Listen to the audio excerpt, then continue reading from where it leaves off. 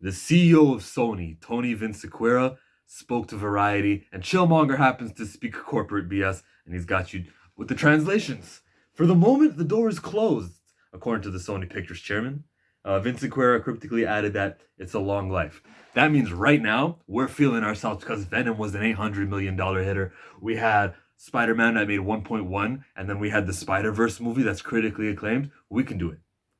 But it's a long life. Meaning, later on, we'll probably share him later because we want to, though, not because we need to. Okay, guys? Because we want to. They're trying to set the tone, control the narrative, and say that when we do bring him back in the future, it's going to be on our terms, and we never close the door fully. The door is closed now, okay? Okay. On to the next quote. There is no ill will between Sony and Marvel. They don't want beef with each other. They need to have Marvel's and the Marvel fans' goodwill. That's why they're saying there's no ill will between Sony and Marvel. He also did acknowledge the fan backlash to the news, saying that it has been an interesting couple of weeks. That means so much. The fact that he wouldn't actually mention it, but just refers to it as an interesting couple of weeks, means shit didn't go as planned. We leaked the news to begin with. We leaked the following news on Twitter, on their own Twitter account, to try to, again, control the narrative. Look.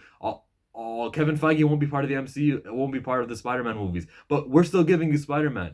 They just don't get it. They are, whatever they leaked or whatever he's saying here, all me and you see is Tom Holland, Spider-Man, will no longer exist in every movie that we've seen from Marvel so far, and the new movie will not be canon.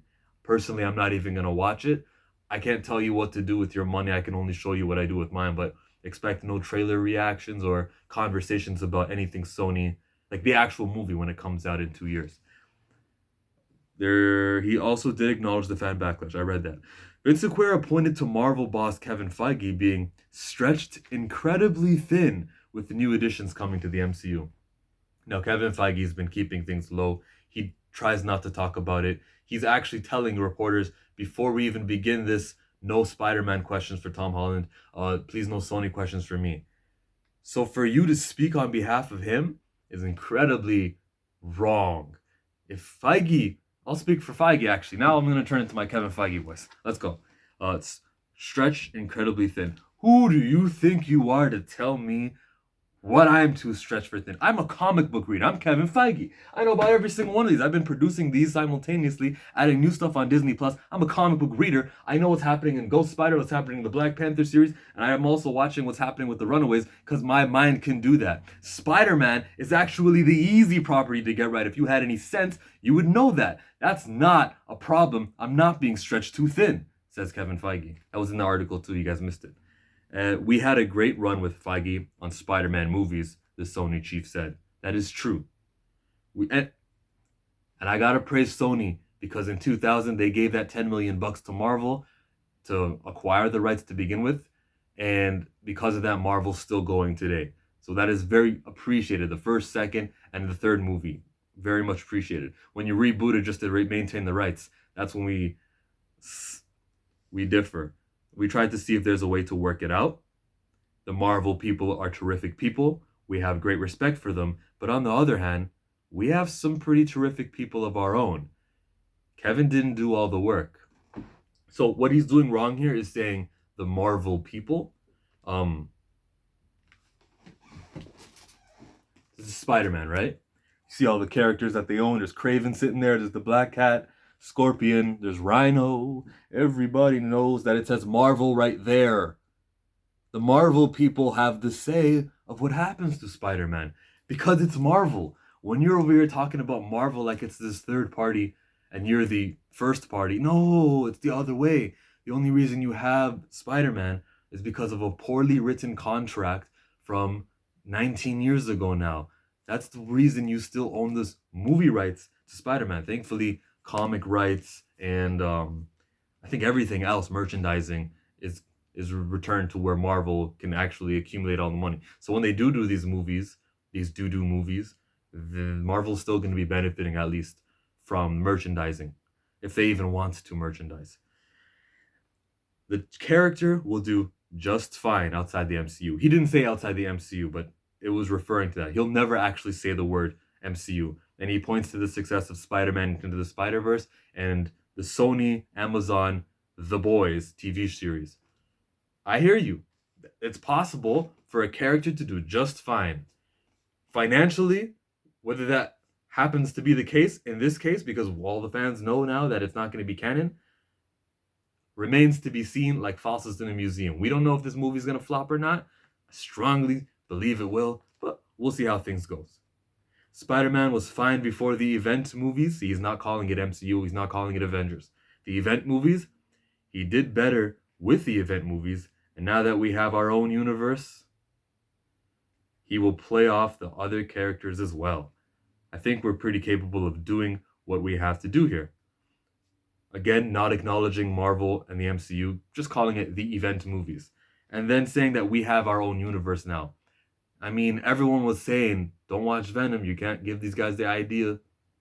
I did watch Venom, and I liked Venom. And of course, there was a little thought in my head that maybe Spider-Man would appear in it. Those thoughts are all settled. I will no longer watch Venom sequel or anything else. They have their own universe, but it's like a broken universe, and everyone knows that now. Like, you got all of the Marvel characters back at Marvel. She-Hulk is in Marvel now. She's got her own TV show. Got the Ghost Rider, Daredevil's coming from Netflix anytime now. Everybody is returned to Marvel, especially the FF, and most importantly, those damn X-Men. Those goddamn X-Men. To say that you have your own universe is admitting that it's a broken portion of what Marvel is. And if you want to be proud of that, you think Morbius is going to be good, I can't tell you. You're so incredibly wrong. I can't tell you. I hope that Disney puts a sick summer blockbuster the week before Morbius releases date and the week after Morbius release date, just so that movie does terribly bad. And then I think the Venom sequel is also coming later that year. Why am I promoting their F them? I just hope that they fail. I'm pretty sure they will, because who is Morbius? If you want to push an unknown character, only Marvel's the guys to have ever done that. To have give us Guardians of the Galaxy, to have given us Black Panther, who's not really popular. He wasn't at the time. To give us Captain Marvel, who wasn't really popular. Thankfully, she had Marvel in her name. Thankfully, Infinity War's end credit scene was probably the greatest advertisement I've ever seen for an unknown character. And then she went ahead and made $1.1 billion, just like Spider-Man Far From Home. You guys can't do that. Even, look, Shazam, man. Shazam was fun and it was great. The budget was $100 million, and they accumulated $300 million. So for the budget, it did a good job. But $300 million for a superhero movie today, compared to the Marvel standards, is poor. But Shazam did well enough. Dark Phoenix, I think, made roughly $200 or $300 million. And we got, what's another one that didn't do well? I know there was another superhero movie that didn't do well recently. Oh, Spider-Man Into the Spider-Verse. Because it's animated, people didn't want to drop their money for that. $300 million, roughly. I don't have the numbers up in my head. But I just mean, you're going to be spending a $200 production budget. You're going to have to do advertising. That $300 is not going to cut it. We live in a universe. Sorry, I'm using comic book words. We live in a time where Dark Phoenix, an X-Men movie, only made $250 million. People are smart and wise now, and knowing what they'll be getting and or more specifically, what they won't be getting. The Avengers, Marvel, they're just not going to attend these things. And when that first weekend doesn't do well, it's going to be in theaters for a shorter amount of time. And if you're putting your movie out in the summer, then you are open to the piranhas, because of the new Fast and Furious movie that'll be coming out in the summer, and Wonder Woman that's coming out in the summer, and I think Eternals is coming out in the summer. No, Black Widow will be in the summer. You can't compete with that. I'm sure Disney has a new animated movie. Maybe the mermaid movie. Ariel? What's her name? That one. That's going to be probably out in the summer. They've got you covered on every demographic. And here you are with your Morbius, vampire. Hey guys, watch our movie. It comes in July. It ain't going to work. Again, I want to thank Sony for the $10 million that they gave Marvel in the year 2000. Thank you, it's appreciated. But you are taking advantage of a contract written 19 years ago. And if that provision wasn't in there, Spider-Man would have been back in the MCU, and this wouldn't be a problem. Thank you for watching the video. you know what to do at the end of YouTube videos. I'm not mad at Sony or Marvel for anything they did in negotiations. It's just negotiations. I just want the time to play out and the movies to fail. Bye.